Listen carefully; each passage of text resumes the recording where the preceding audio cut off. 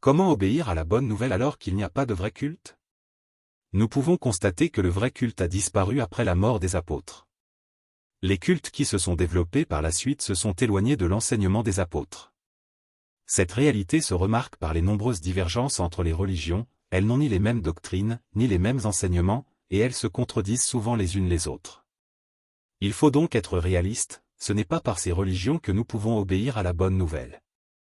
En revanche, nous possédons les Écritures, qui contiennent l'enseignement transmis par les disciples de Jésus.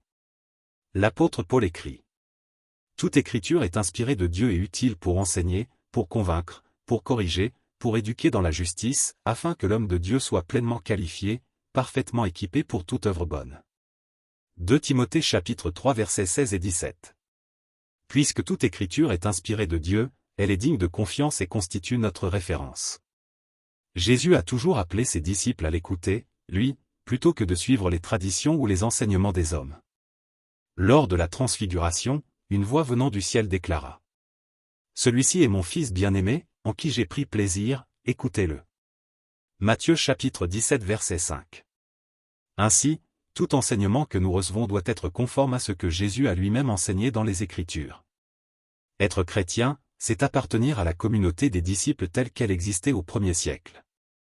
C'est avant tout une démarche personnelle qui consiste à étudier les Écritures, à mettre en pratique ce qu'elles enseignent et à suivre le Christ. Le but est d'acquérir la pensée de Christ. Comme l'écrit l'apôtre Paul.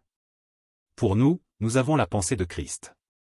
1 Corinthiens chapitre 2 verset 16. Cette pensée est révélée dans les Écritures. Il n'est donc pas nécessaire de chercher ailleurs pour apprendre à connaître Dieu et pour nous approcher de lui.